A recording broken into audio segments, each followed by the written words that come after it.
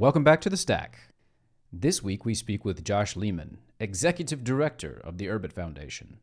We discuss foundation initiatives for education and future projects, the art of pouring tea, and the role and constitution of the Urbit Foundation Board. And I would be remiss if missing the chance to do a little victory dance in front of all you non-Joshes out there. There was, some 30 to 40 years ago, a millennial moment when the omens were good, the stars in alignment, and in every hood were moms of grace and refinement creating Joshes. Now, on Urbit, you find the Joshes everywhere. A veritable Josh Dow. Urbit is God's own Josh D multiplexer. Benevolent AI run amok, churning out Joshes, Josh maximalizing. A Joshua tree, every cell a pair of Joshes, every atom a Josh. Instead of paperclips or gray goo, the end of history is a Josh Mandelbrot. An anecdote presented by the linguist John R. Ross goes thus. A little old lady attends a lecture on cosmology given by William James. At the end, she approaches him. Your theory that the sun is the center of the solar system, and the earth is a ball which rotates around it, has a very convincing ring to it, Mr. James, but it's wrong. I've got a better theory, said she. And what's that, madam? Inquired James politely. That we live on a crust of earth, which is on the back of a giant Josh. Not wishing to demolish this absurd little theory by bringing to bear the masses of scientific evidence he had at his command, James decided to gently dissuade his opponent by making her see some of the inadequacies of her position. If your theory is correct, madam, he asked, what does this Josh stand on? You're a very clever man, Mr. James, and that's a very good question, replied the little old lady. But I have an answer to it, and it's this. The first Josh stands on the back of a second, far larger Josh, who stands directly under him. But what does the second Josh stand on? Persisted James patiently. To this, the little old lady crowed triumphantly. It's no use, Mr. James. It's Joshes all the way down. And to this I add all the way up, too. And I'm not joshing. Oh, well, I guess I am pretty much always joshing. Oh, by the by, because you've all been so good this year, and because this is a special episode of The Stack, I asked Andy to provide us all a little something for the intro.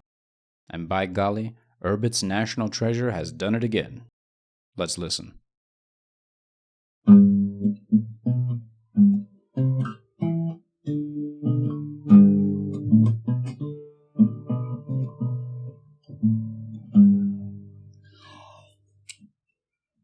Oh, the longhouse, it robbed me to the pirate ship. And to the longhouse I go to change that baby shit.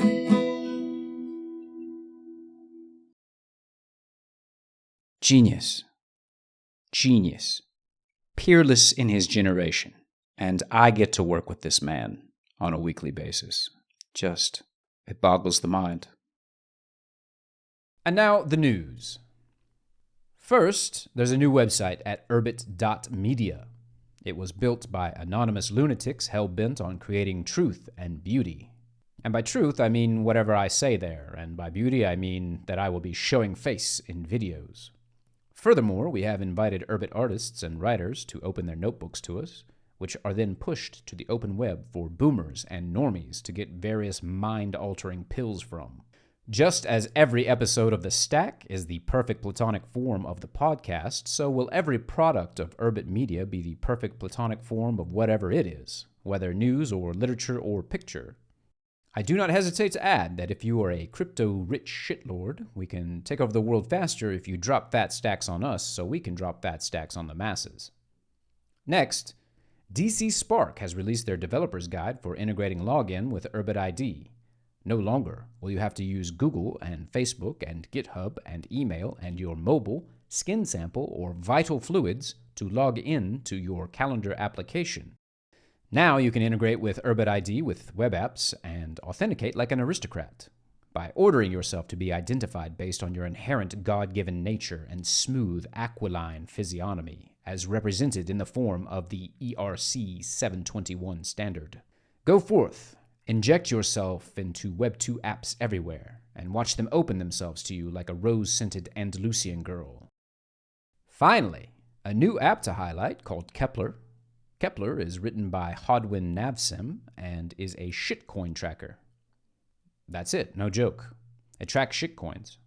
He modestly claims it isn't fully production ready, and yet it moves. If anyone comes around to tell me that that was Galileo and not Kepler, I tell you that Beelzebub has a devil put aside for you. And now our conversation with Josh Lehman. My dream is to have, like, you guys should do like a 5 Josh. There's like 5 different Joshes of decent enough notoriety in the Urbit verse, and you guys should just do an episode together. There's philosophy Josh. Incredibly confusing. Yeah. As we. Yeah. Yeah. There's philosophy Josh, and there's like marine VC fund Josh. I think is that right? Yep. And then there's marine podcast Josh, and then there's Josh who runs the foundation. Who's best Josh? That's the question. I think there's competing schools there, right? I mean, sort of different. We don't have much overlap. Yeah. To be fair, aside from the name, but that's true. Yeah, there's not a unifying. How theme dare with the you? Joshes. Yeah. There should be though. We should. I mean, clearly we're taking over. Yeah. Clearly. Is this a Josh DAO? Is this the thing that the kids do now these days? I've heard that there's a Matt DAO, actually, at Assembly. There was a guy named Matt who was telling me he's part of a Matt DAO with like 42 other Matts. Yeah. 42. Yeah. Does he, is there a token? Is it tokenized? Is there, they can pump the coin? Yeah. It's, betting on who's got the best name, who can most efficiently, allocate capital into other DAOs or something. Is it like a situation where it's a 1-to-1? Like if you deposit a a Matt token into the contract, you can actually get a Matt back, like Rap just Star. Summon a Matt. Yeah, I think we should get a rap. We need a rap Josh. Wrapped Josh. Yeah, this is the next one. Yeah. Amazing. Anyway. We're too pro-natalist on this show to allow rap Josh as a... Agreed. I'm mesmerized because there's an ambulance outside my window, and they're requiring everybody who gets COVID, even if it's just the sniffles, to transport by ambulance. So that's what's going on, and I'm just kind of watching that unfold. Did you see that? You saw that? Well, you saw that huge line of ambulances in Shenzhen. So in Shenzhen, I had no idea. I have not lived in mainland China as much as you have, but I have spent a lot of time there, and I don't think I've ever seen an ambulance. Like maybe once. Like I just assume that when people have a heart attack, they have to get like thrown into a taxi or something like that and get to the hospital. But yeah, so there's this viral video for the people at home, and it's like 1,000 ambulances descending on this housing complex because there was like a handful of cases, I guess, in this place. So it is an impressive demonstration of state capacity. I'll give them that. Yeah. COVID has been full of impressive displays of state capacity. It may be. I think it's predominantly it certainly about has. That. Yeah. But I do think, I think that to pivot in a way, like, it's interesting that Urbit has grown together with COVID, and maybe like I'm just like projecting my own lived experience onto it. But, we came in, Josh and I, and Habsul, sort of like in the early days of COVID and, the Corona Chan channel and everything like that. And I just associate the platform very distinctively with this like new lifestyle and everything that we've been thrust into. Yeah, I came in and stuck at the same time. I'd been circling Urbit for years prior, but it was early 2020 that I came back and then continued to stay, which was also the time that Urbit became actually useful in the first place with, landscape hitting. So, it's hard to say which one it was, but I know Tim has spoken at length of the fact that, Urbit became like his entire social life during COVID, and is how he, actually maintained sanity and connection with a bunch of people. Some level of sanity, at least. This is Timluck Mipdev, the Bitcoin wallet developer who was like episode 5 or something. I think we did him a long time ago. We should catch up again. But you came back. It was formally, right? Like you came back to run the foundation at first within Tlon, right? Mm-hmm. Yeah, that was in August of 2020. I came in at the start just to run the grants program, and the idea was if that went well, then I could run the foundation too. As we need someone first to tackle grants and figure out what the foundation should even do, and the closest approximation to that is run a grants program. And eventually you should figure out what the heck this foundation is for, and run that. It started within Tlon, stayed there for a little longer than we'd originally expected, but that is now history. It is no longer a within Tlon entity, except of course for our credit card, because international banking sucks and they're very gracious and we're keeping a nice tab open. That's going to be real fun to Thank pay you, back. Eric. Thank you, Eric. Eric's the man. So just kind of going back, I mean, like, so the grants program, hackathon and stuff. So that would be like bounties and everything. Is that still ongoing? Mm-hmm. Oh yeah. It's morphed a lot. I mean, at the start, there's bounties, there's proposals, there was this funky little grants website. Well, it's not five stars for a Fibonacci. Yeah, it's not 5 stars for Fibonacci anymore. You need to upgrade to that, like Towers of Hanoi or something. But no, we still give out a lot of stars. I think our grants program, compared to a lot of the other grants programs I've gone and perused, we probably reward more than I think I usually see posted on other grants programs, but I don't know how well those ones do at actually producing things, and ours is pretty darn good. We have a lot of very high quality things that have come out of the grants program, like Port, and Timluck Mipdev, all kinds of great things. The Bitcoin wallet pretty much entirely came out of that, with some help from Tlon as well. So it's around. We are trying to move. The early conception of the grants program was we have me that runs it, which meant being on calls all day long with people working on grants. I thought early on that the way to make a grant successful was to have a person that worked on it with the contributor. And I think that's still a mainstay of the program, because otherwise, in this day of internet distractions, it's very easy for people to pick up a project and then get distracted by some other one. And if there's no one, like bothering you every week and being excited to hear from you about what you've accomplished, it's pretty easy to just kind of get disheartened or become distracted by something else, give up, watch Netflix. I don't know what people do, but they stop doing what they were going to do. Whereas if it feels like you're working on a team, things go a lot better, even if that other team member is basically just doing nothing but checking in and saying, "Tell me what you've done. I'm very excited about this. This is going to be super right." Cool." The problem with the early grants program was that, I reviewed all the proposals.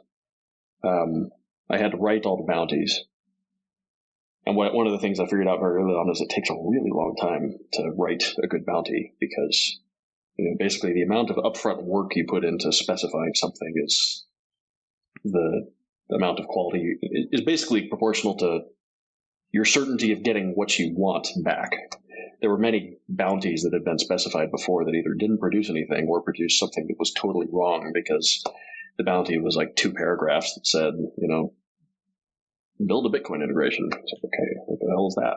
How does that work? Mm-hmm. You have to navigate specifically what that is, which means understanding how Urbit works and understanding how the system is that you're trying to build. And actually scoping that out is a lot of work. It took me like a month to write the Bitcoin wallet bounty. So having one person manage all the relationships and review all the proposals and be the arbiter of what constitutes a quality proposal that's going to deliver on some value, and writing all of the bounties is, slow, among other things. It doesn't work very well. And so we've moved the grants program into something that tries to distribute that load amongst the people that are doing grants themselves, and throughout the community at large. And this was kind of inspired by working with Tim, because after he did the Bitcoin wallet bounty and did an amazing job on it, I hired him to join the foundation and do what I'd done with him. And that worked out very well for him. He predominantly, he both wrote up a bunch of bounties. He helped me figure out which proposals we should approve. And also ran a lot of apprenticeships where he would have people, work on a less well-defined project in kind of a learning capacity, where the stated goal was to teach this person how to build a thing, and it was really less important that the thing that they were building actually got built. Right. That turned out a lot of great contributors that he went on to go and hire for Akbar now. It turned out a lot of people that ended up getting hired at various companies. And what we do now is we try and take that one-on-one model and apply it to allow proposals to be selected by the community of people that have previously done good work on grants or just on the system in general. Anyone that's have a fairly lengthy track record of doing real contributions to the network in some capacity, they are now the arbiters of what gets to be a proposal. And by basically stating, yes, this proposal should be done, they are agreeing to see it through to completion, and that means meeting with the person on a weekly basis, just as I did with Tim and Tim did with all these other people. And we give them a little kickback for doing that as well. Yeah. Bounties, we try and get other people to write them. It's basically, a bounty is just another way of, writing it's contract work, basically. Here's a job post, do the job, and if the job is very well specified, and the person is actually qualified, you can be pretty sure that it's going to get done. You, of course, want to check in with the person and, kind of course correct as time goes on, because sometimes requirements change, and so it requires a bit of supervision because you're paying for the work. And that's ideally the way it goes is, I can post a bounty and I will pay for it, the poster, which may not be the Urbit Foundation, but I can request that the Urbit Foundation actually fund some of it. So, and we will fund things to the degree that what is being built is kind of a public good. Something that is less, hey, go build my product that I'm going to raise a bunch of money for, rather than, hey, go build this thing that is actually going to be a building block for all kinds of people. Right. And then we still do apprenticeships. Those are largely unchanged. They're very successful. There's, been a lot of great success stories of people that have come through apprentices, which is, really just you have a knowledgeable person, you have a less knowledgeable person. The goal is to mentor this person, where you get a few about hours how a many week of those are ongoing at any given time. Right now, we've got about 4 or 5, with 2 that are open on the site.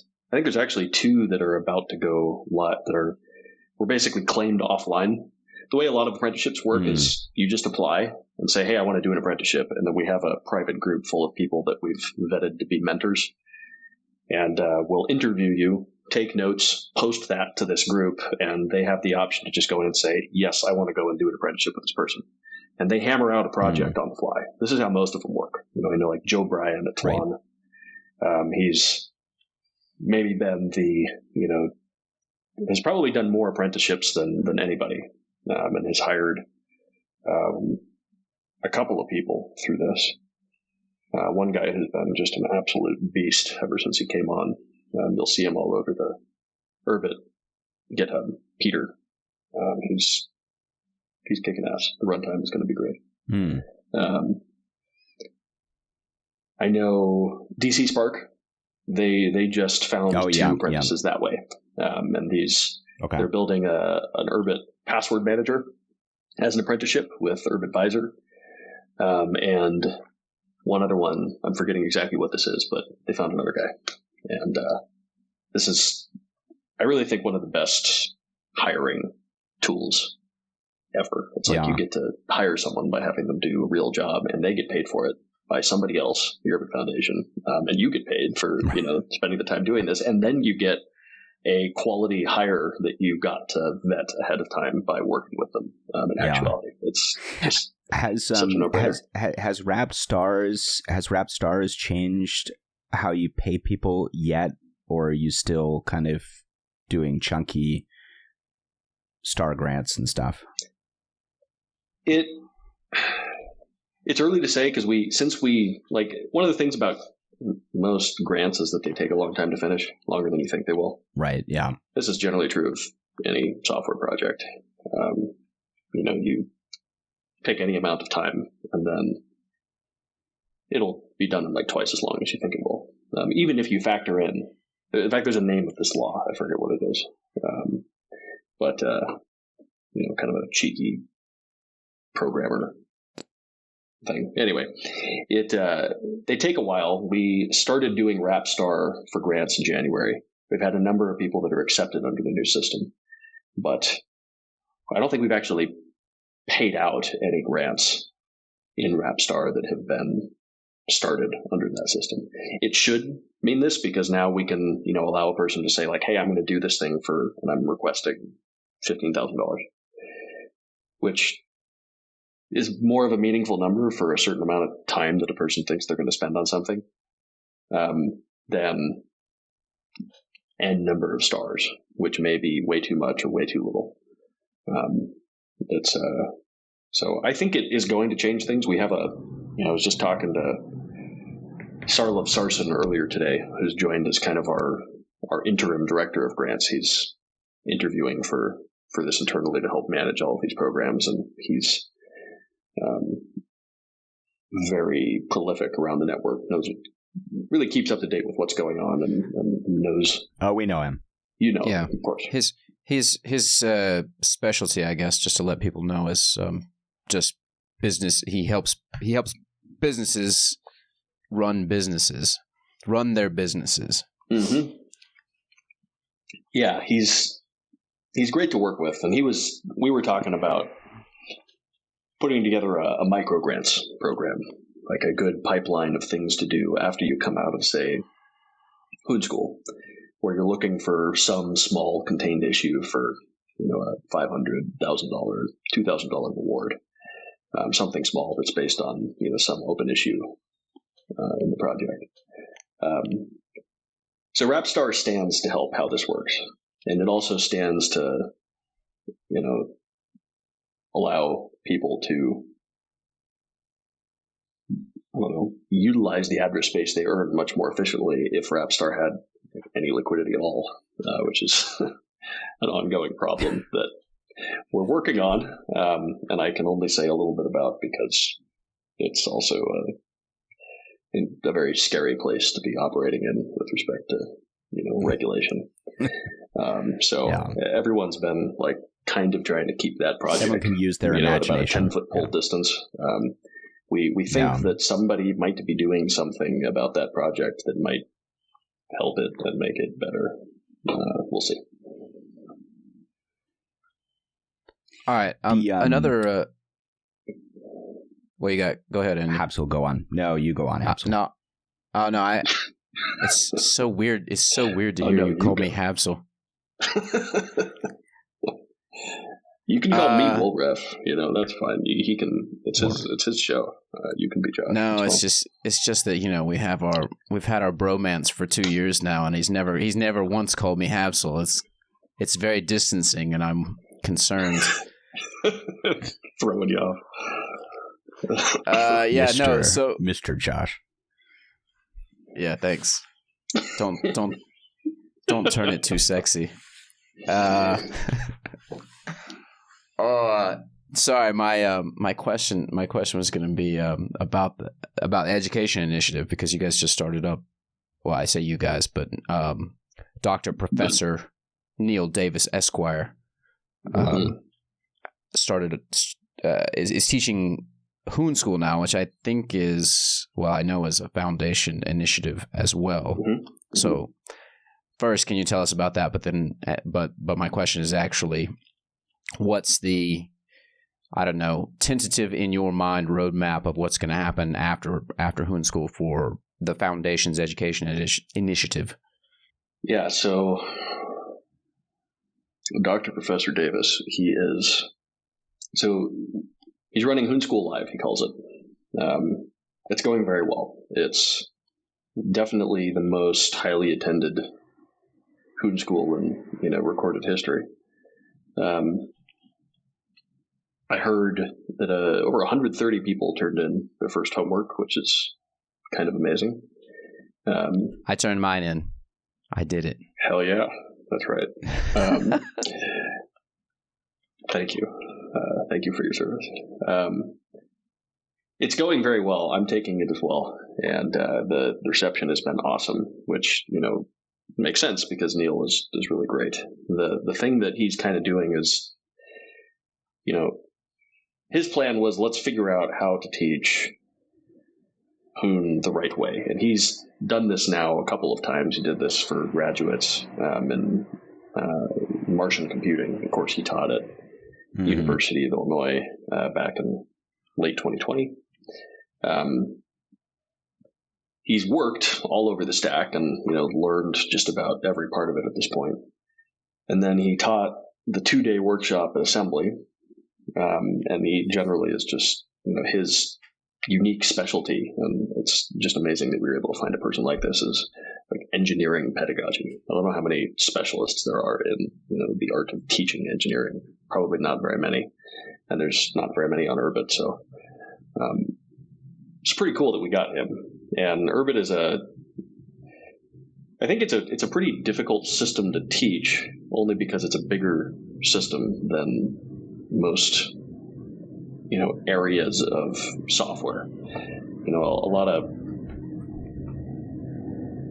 lot of things are like, okay, here's our API and here's how you use our API. But Urbit is a whole set of APIs and an entire computer and a set of philosophies about how these things all interact, and they're all changing. So it has a lot of surface area, definitely less than you'll find in, say, Linux. But no one tries to just teach how to program on Linux or Unix, period. It's too big of a service area for anyone to even tackle at all in the first place. So you can do it for Urbit, but it requires, a bit of a systems thinker, and Neil is that. And doing Hoon School Live is a first attempt, or not really attempt, but it's a bit of an experiment and a way to collect some information about how people learn and what works. And he's really concerned with finding the minimal possible path to teach Hoon that gets you to a branching off point in which you can go in multiple different directions. I want to be a front-end developer. I want to be an application developer. I want to work on the kernel. I want to work on a specific part of the kernel. But there's some minimum backbone of skills that are required. And, Hoon, most languages have a lot of facilities for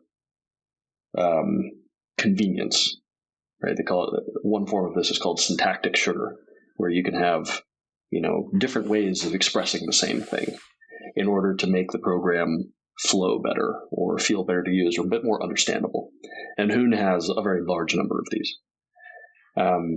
One of the things that Neil's trying to do is eliminate all of that and get to teaching. For what I can tell, I personally cannot tell what is actual Hoon and what is syntactic sugar. I mean, it's it seems like almost the entire language is. But yeah.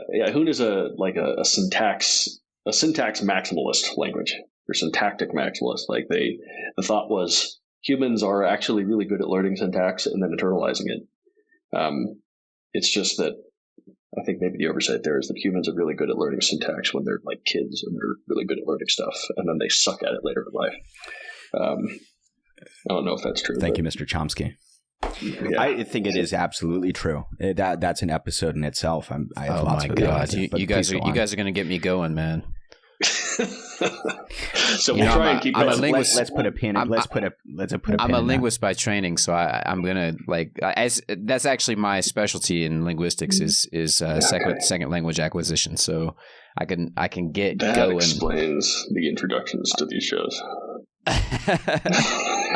Actually, I think the introductions to these shows are explained by like a mixture of narcissism and like look at me-ism and the fact that I wanted fancy to. Words. Yeah, look at me and my fancy words. I should do more introductions. I think it's been at least a year. You did one introduction, by the way. It's always been open and available to you. But yeah, you did one introduction out of 30. More than a year. Out of 30, 35 shows. I have plenty of I have plenty of narcissism. That's not the problem. So that's not the problem. Okay, it's time and not narcissism that we don't have enough of. Yeah. Sorry, maybe I'm too narcissistic in that. Yeah. Okay. All right, you narcissists. Returning to the subject, two 40-year-old men who started a podcast. I want to continue talking about me, actually. No. So Neil's going to figure out what works, what doesn't, and how to teach people in Hoon School Live. He's going to get a whole bunch of data points from this process. And then he's going to, turn that into a very good version of what he calls Hoon School Dead, because he's clever. This is just the written form for autodidacts, the Hoon School that is hosted on the documentation that you can go to and learn, that has, I think, was written something like 4 years by a different Josh, and hasn't really been touched a whole lot since. That's going to get rewritten, and we'll then have a pretty clear, concise pathway for people that are, that didn't happen to be in the right place at the right time to take the Hoon School Live, which is only going to run maybe a couple times a year because it takes a lot of time. For everybody else, and if you want to just learn on your own, you can use this. What happens from there with respect to Urbit education is TBD. We're figuring that out. I know one of the efforts we should have done by the end of next quarter is just kind of a clarified pathway to how you would even learn Urbit in the first place. Right now you have to learn how to learn Urbit. You have to basically ask a bunch of people, what is the order in which I should read things, and where in this giant nested, tangled tree of documentation exist the resources to teach me how to do what I need to do and in what order. So Neil's also pulling all that apart and arranging this in about as close to a linear pathway as you can get, where you start by learning Hoon, you then learn Gull in order to build basic applications and interact with Arvo. And then from there's a few branching points.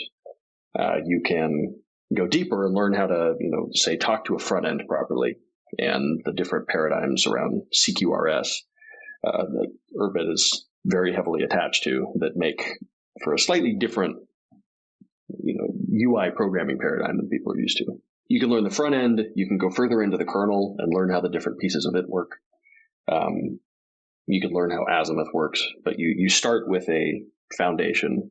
You move fairly linearly through, and you come out the other end as a capable application developer with places you can go deeper. And so we're kind of segmenting the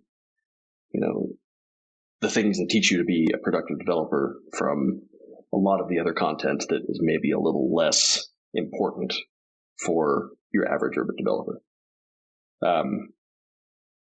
Now, for a very long time, there was no such thing as an Urbit application developer, and that's when most of the documentation on the site was written. So it sort of makes sense that we're sort of lagging behind on the pragmatic pathway for productive Urbit programming. Because it was only like October of last year that pragmatic Urbit programming was really even a thing. So, early days. The docs in general, though, because there was a crank Lobeltarian who is well known, and I won't name, but kind of went on a 120 tweet rant. I tried to respond to some of those, but they're buried in the 120 tweets. Yeah, I mean, Joe Master Morzad just buried him, so that it was good, capably replied to. But his one of his major crank complaints was about the docs, and I think everyone knows, the Hoon School didactic stuff is antiquated, sort of old and everything, but everything else is actually you can't even compare it. I mean, quite a bit better shape, and that's under the foundation, right? It is, and I have to, to give credit where credit's due. It's under the foundation, but it's mainly it's two people mainly. Datnut Paulin, Jonathan Papraki at Tlon, but he's been working on docs for a long time and has done a great job. But Tinnis Natbus has, I think is kind of the hero of the show here. He has written so much high quality. I mean, he, over the course of, I think, about 4 months, he single-handedly went in, he had reviewers, of course, and a bit of help, but he went through and documented the entirety of the kernel, all of the veins, with a reliable, repeatable format for the data structures and an overview of how the thing actually works. It is all modernized and up to date. I mean, it was a Herculean effort, just to go through and actually read the source code of the entire kernel, which, a guy can do in a few months, and then document the whole thing, which, kind of shows you how big Urbit is. Not very big. He went through and did this whole thing himself. And, if you'd seen what the air docs or the clay docs looked like before Tinnis took a pass at them, you'd realize just how impressive this is. But that's not all he's done. He went through and documented threads with a whole bunch of examples and how-to guides, tutorials. He went through and did the same thing for JSON parsing.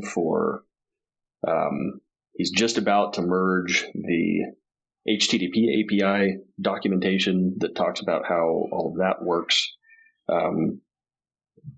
He rewrote the Gall guide that Tim wrote back in summer of 2020. Right. Yeah. And it's very comprehensive. He did a guide for software distribution, so there's a concise set of steps. He redid the one for environment setup, and he's about to unleash the Gall guide part 2, which is how you integrate a front end onto a Gall agent that you've built, having you build a demo application or a sample one, which is a journal, and he built that application as well. And it is available for download. He also built a documentation app that allows you to ship documentation with your code in a desk, so that you put your code in the same repository that your code is, and when you update your code and update your docs, it goes out in the desk. And if you install the Docs app and open it, it just looks at all of the desks that you have installed and looks for docs. And if it's there, there's your documentation. So moving the docs onto Urbit itself, and not on some centralized website. So the guy's read the docs and say thank you to Tinnis Natbus, because for a cephalopod, he's very, very productive. He is. I asked him about that avatar, and he said, I think something to the effect of, I don't know, I was just experimenting with avatars and I found this one and uploaded it and it stuck. So it was I was expecting some story about why an octopus? Right. What's the deal here? He's like, oh, it's just a random picture. Well, he's one of those. So I've turned off avatars and nicknames, but he's one of those people who, but he's one of those people who I see the octopus every single time. It's not, So. It's a good one. Is your T group still going? Yeah, it's there. There's not much to talk about. I'm not really, I don't really use it very often. I host it. I mean, I think that the big thing, and honestly, it's about tea. It's we're not there to talk. Just drink tea and post your tea stuff here. So it has an ongoing, every time I go to a new place in the world that has great tea, I post it there so you can find it. So you can, it's kind of my personally curated list of all the sources of tea that I purchase on a regular basis. I learned about a technique called the Wei Bei back in October at Assembly. There's a little write-up about what that is in this group. You guys heard of the Wei Bei? No. I mean, yeah, I'm not surprised. It's kind of obscure. But the idea is this, often with traditional Chinese tea, brewed Gong Fu style, you sit down and you pour water over your tea a number of different times. It's many different steeps, and the tea tends to evolve over time. You do this often with oolongs, with red teas, with pu'er tea, with white tea as well. Less so green tea. But the tea changes over time, right? And so a Wei Bei is when you take the first pour, which is usually the most flavorful, and you set it aside. And then you proceed to continue to pour tea, and you drink that. And then at the very end of the session, when the tea is no longer, it's pretty much shot and it's changed a lot from the start, you now drink the first pour to compare and contrast where it was from the start to the finish. Wei Ba means tail, and so that must maybe that's the character that they're using there. It's funny, I've kind of like been in and out of China for almost 2 decades now. I speak the language well. Anything food or beverage related, I am still like a total noob. Like I can't do it. Like I go to a restaurant and I order like the same 3 dishes because it's like what I know. And I've gotten into trouble before, like early on, I mean, like I was living in Beijing in 2006 and was just starting to really learn how to read.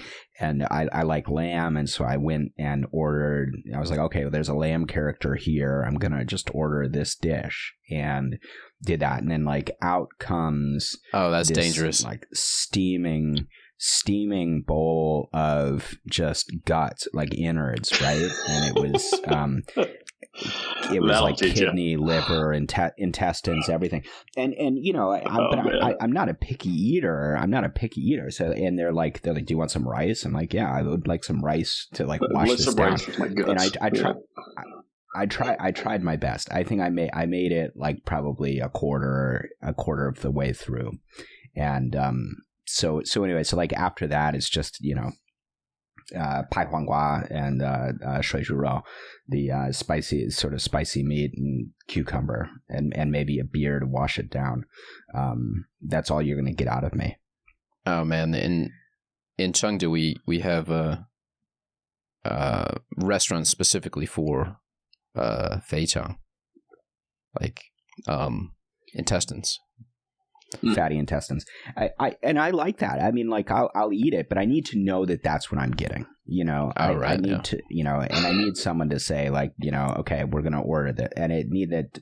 I just can't. I can't do it. It's like that time I picture with the animals and say, point to the part of the animal. Which is just to say, I don't know, like I've had tea. I mean, I'm the ugly American. I just drink coffee still, even in the kind of golden land of tea. Yeah, I'm actually living in like the tea capital of the world, and I'm a coffee drinker. So this is like a slap in your face. So sad. Yeah, I mean, tea houses. Little old people in the tea houses next to these very idyllic parks, with the little Chinese tea garden parks everywhere with old people. And I just you don't even drink the I have actually, you have had some effect here because the other day I was looking to find something that I can drink at night before I go to bed without keeping me up all night. And obviously coffee is not the choice, so I went to go get some tea, and from you I learned not to just drink the initial pour. I saved my tea. I didn't throw it away. I got some tea in the morning and drank it from morning to evening, and by the time I got to the evening cup, if there was any anything in there that would have kept me awake. It was a nice, subtle, so by the time I got to the evening pour, it was a subtle bit of tea. So there you go. You did influence me in China, in the tea capital, to actually drink tea with some sort of proper technique. Okay, that's good.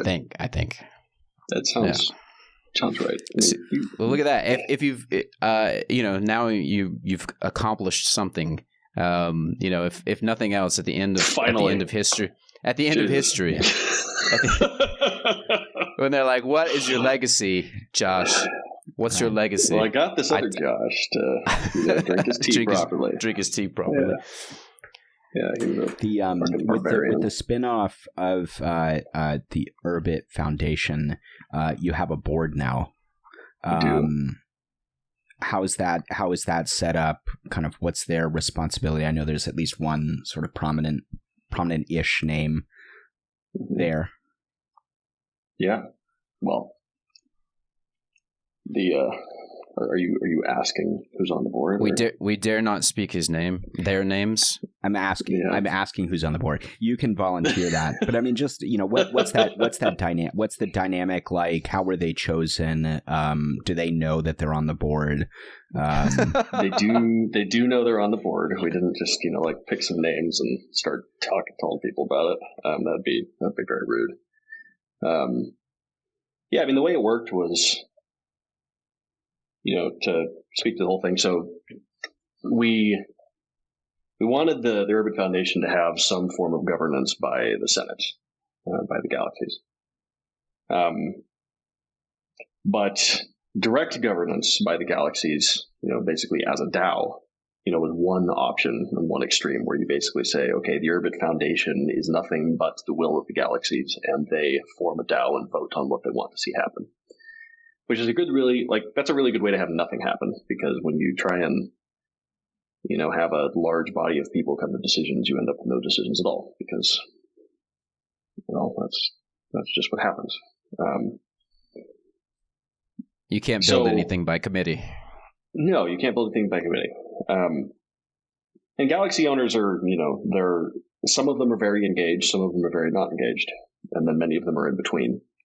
And they didn't really sign up to, go and direct the future of the project. They're in a different position of wanting to see it done competently and see their, they want to steward the network and have it competently run, and make the important decisions, but not all of the decisions. So we set up the Urbit Foundation Board is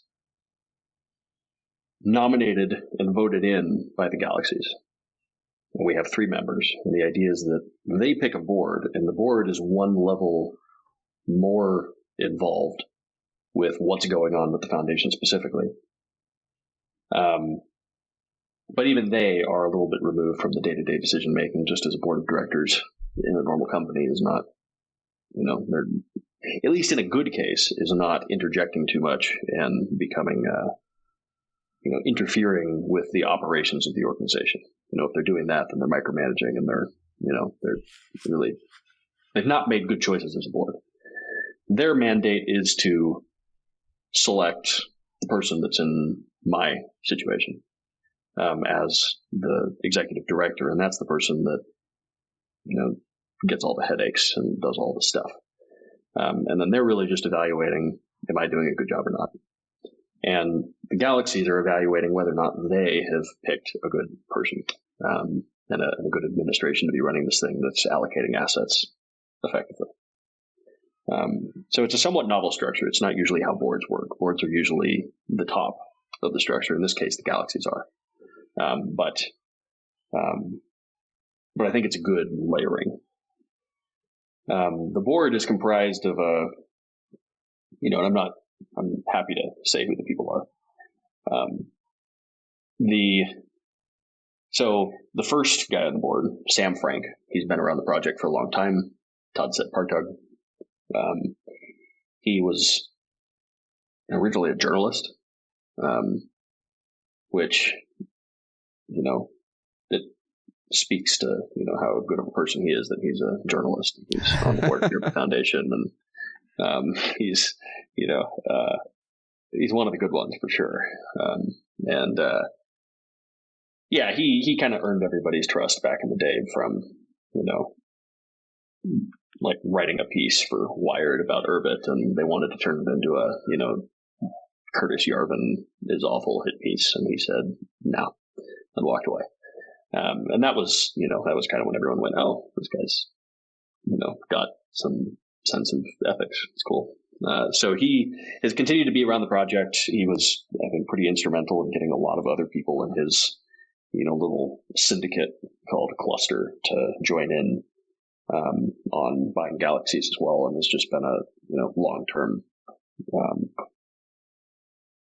good support structure for the network. And so he's also been extremely helpful to me in navigating the early days of getting the foundation set up and dealing with one specific thing we had to do, which is getting KYC'd by the Cayman Islands government so that we could actually open an entity. And he, volunteered for that unfortunate duty. So there's Sam Frank. Next guy is Tim, who we've referred to a number of times on this.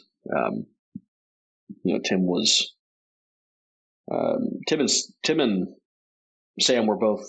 Well, Sam was kind of a de facto board member, but we voted for him anyway as a Senate just to memorialize it. Tim was my nomination and was, seconded by lots of people because Tim is extremely active on the network, very invested. He's, you can ping him at just about all hours of the day and he responds. I don't know when he sleeps, but sometimes maybe.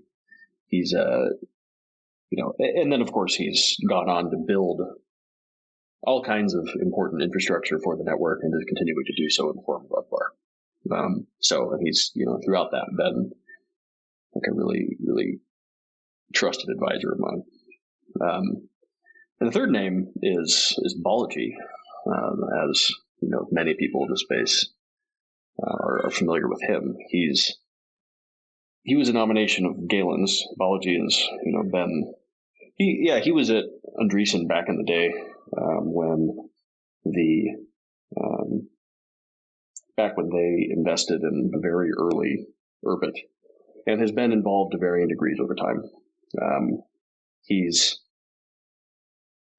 interested in being more involved. He's definitely, a kind of coming in a little bit from the outside because he's not real active on the network, which makes sense because Balaji's got his hands in all kinds of things.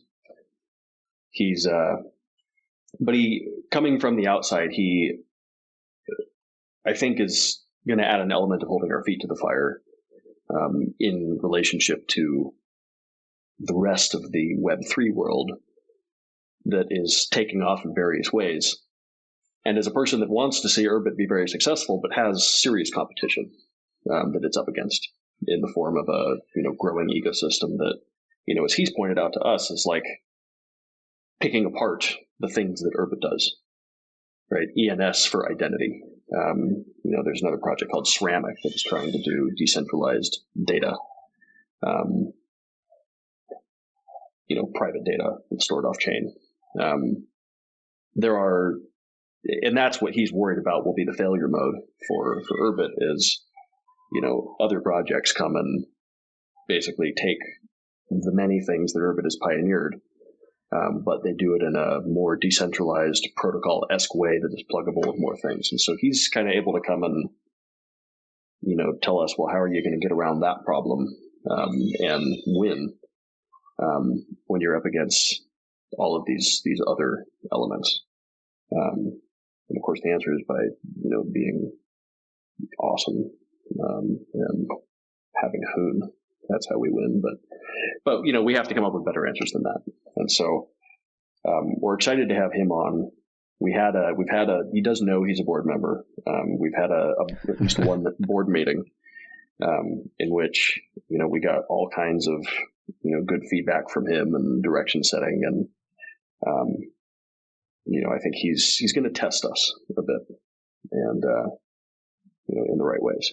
We're not announcing this widely. I just kind of announced it here, but it's, buried late in this podcast. And I think it's, the kind of thing as a project that we don't want to come out with a press release on until we've gotten some of our ducks in a row, right? We know that Urbit is not very approachable right now. It is, if you hear about Urbit and wander onto our website, you're not exactly going to learn what to do next very quickly. The development pipeline that we talked about earlier and the path to learning how to build on Urbit is still not clear. And there's a lot of problems with the economics of Urbit, the Rapstar project.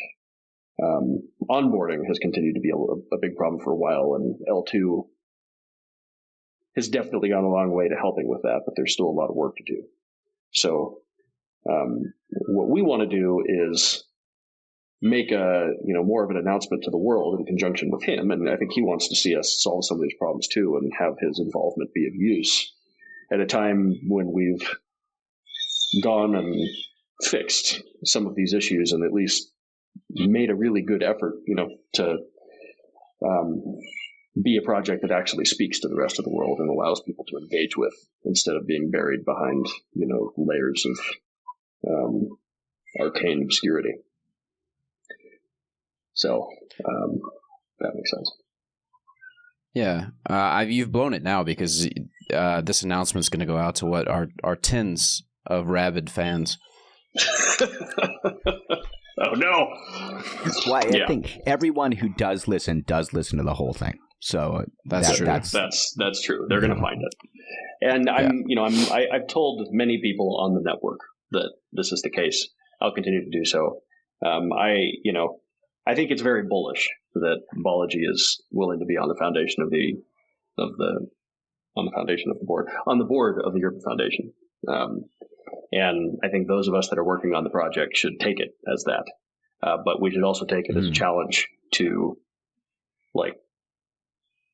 meet the potential of what having a supporter like that can be. And that means we do have still a lot of work to do.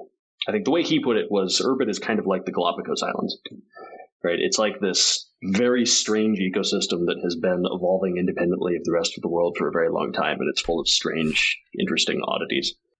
Like Andy. Like Mr. Josh here. It's got a lot of neat little weird things, and it's certainly an oddity worth coming to visit. But that is not good. That's not a winning strategy. And so, in discussing with him, a big part of the Urbit Foundation's goal for the year and beyond is to take Urbit off of the goal. We're going to do a reverse thing. We're not going to go and discover the Galapagos. We're going to take the Galapagos to the world and figure out how to be useful. And we know how to do that. We know the things. We know that Urbit has a lot of value for the world, but we have to tell that story a little better and do the work to make everybody see it. Well, that's the thing. I mean, it came up, I think, in a few episodes in a very different context, but kind of talking about careers and everything. But it is, it's never enough just to be right. And I think that it's easy, especially as people like us that are relatively longer time members of the community and are totally into it, to say, oh, no, this is totally the right way, the right paradigm. This is the future and everything. But no, you have to take the step two, and you have to be persuasive, and you have to be strategic. And it's not going to be enough to just kind of sit there and say, no, Hoon is perfect. Or is going to make this identity system, everything, right? I mean, you've got to move on to that evangelization. Yeah. Yep. Two more questions. Yeah. First of which is, can you just tell us what's in what you're excited about from the foundation in maybe the short term and long term that we haven't talked about already? Some meat for the boys. Yeah, well, totally. So, some meat for the listeners here, if you've made it this far, which apparently all of your listeners will have. All 12. Those are the people all 12. These are the people I want to speak to. We are Best orbiters by weight. That's right. We are throwing some parties in New York City in May. There was a nod to this in the newsletter. The idea is to, like last year we did this town hall event. Actually, the idea is that what we found is the Urbit vibe is really awesome. Were you guys at Assembly? I don't think you made it out to that. For us to travel requires like months of decontamination on return. So unfortunately, we were not. Yeah, that's right. There. What you've probably, you've no doubt heard at this point is that the vibe was great, right? When Urbiters get together, it's extremely exciting. And the energy is very palpable, and we want to do some more of that. And so one of the things that we've noticed happening is there's this like strange contingency of New York Zoomers that are very into Urbit, and I can't claim to totally understand what's going on in that scene, but I know that it's good. Oh man, my baby she's really angry right now. Yeah. I know. Feed her. We're throwing parties. You're going to want to be there. It's going to be great. That's something I'm very excited for in the short term. It's the idea is to have it be a little bit underground, invite only. We will only be spreading the word about this on the network and on the stack, because it's basically on the network. Yeah. What am I excited about in the long term? Well, the thing I've always, I want to try and keep this high level. I mean, the thing that I've always liked about Urbit is that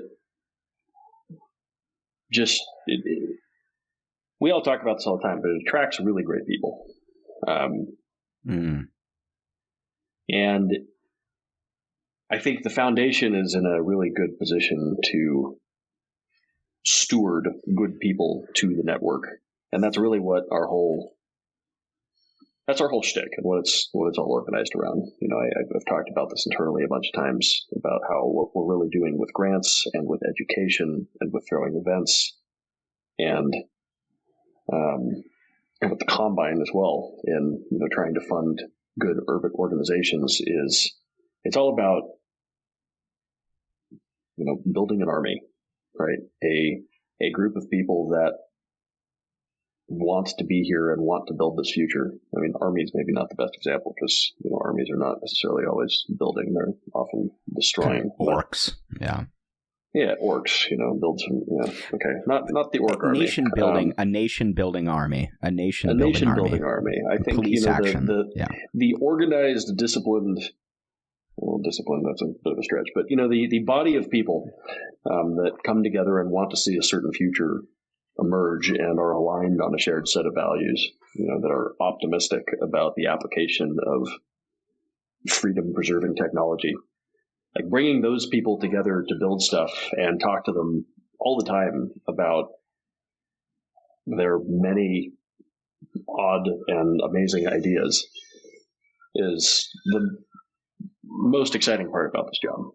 And just about everything we do, the fact that we have the opportunity to keep funding people to find ways to make this thing successful is what makes it, what makes it so incredibly rewarding.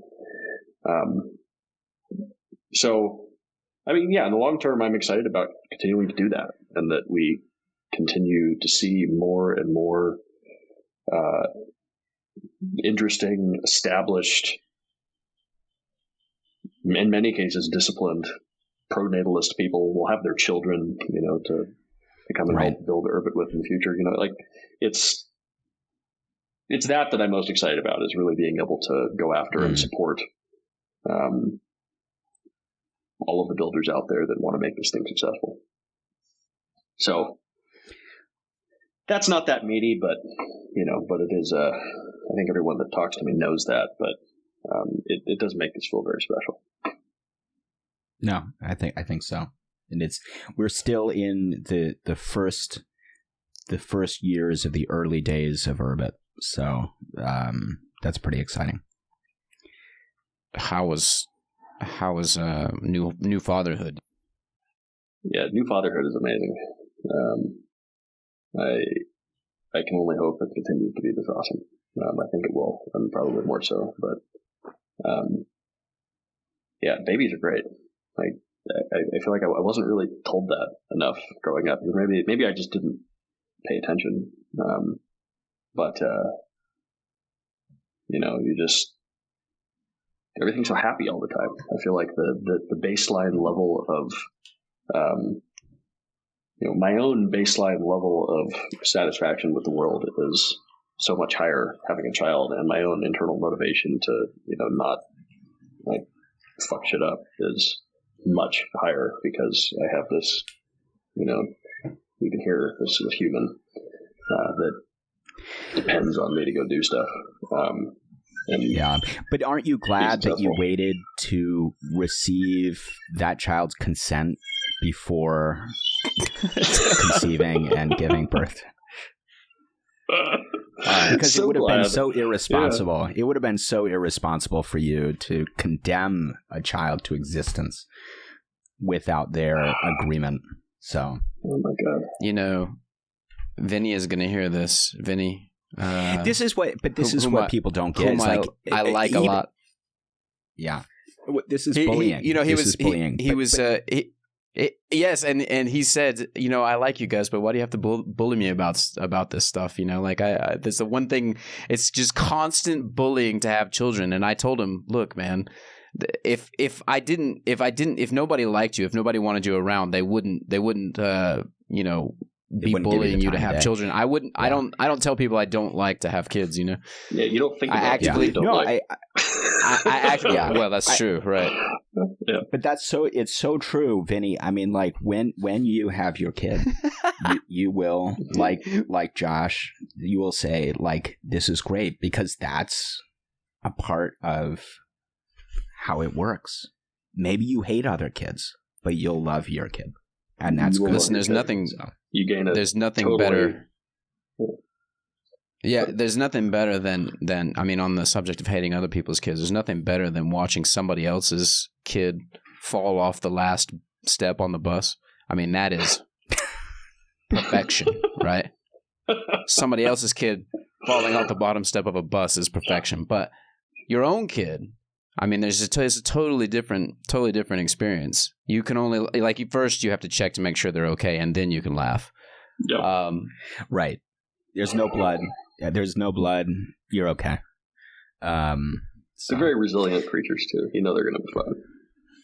Yeah, my kid right now has bruises all over his forehead from not from abuse. Not from abuse. Yeah.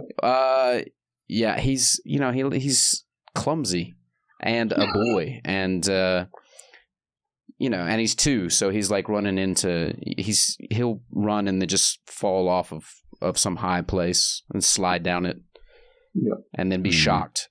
He's shocked by things, which is the best. Is funny. I mean, we could obviously spend like hours on this, but like angry at the universe. Both Josh Habsel and I had girls first, and then boys, and it is completely different. I mean, like the physical stuff. Where like yesterday, I mean, like the boy was just like literally just running up and down the apartment, like bashing his head into something, like like having the time of his life. So it's these are joyful things. Yeah. Try to get both if you can. Different. Yeah. You got to collect the set. You have to collect the set. You didn't teach them to be this way? Now we're going to get into the nature nurture thing. I know what Urbiters know about things. Yeah. Right. Yeah, but you do need to collect a set because it's both experiences. Yeah, both experiences are worth. With the girl, it's like I have no sort of connection. When I say no connection, I mean like I can't understand her world experience. She and her mom, they do girl stuff. They do hair stuff, and this is important. It's important stuff. the hair stuff. But with the boy, he and I read Beowulf together, you know, and you can tell him stuff like you need to eat more meat so you can be strong like Beowulf, you know. Glorious. I mean, it's great. He wants to break off sticks and beat other children with them, and I get that. I'm like, his mother suggests that I tell him not to do that, but I mean, who am I to stop him from world conquest? Yeah, you can't do that. You have to let them conquer. This is the proper way to be a boy. Josh, Andy. All right. Yeah. It's been real. Thank you for coming on the show. Thanks for having me.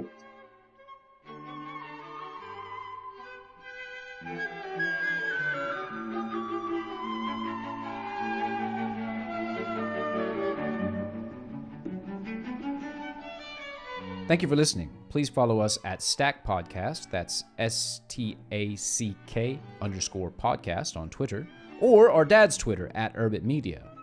Go to urbit.media to read psychologically damaging think pieces about finance, technology, and the Irish. And as always, remember, it's Josh's all the way down.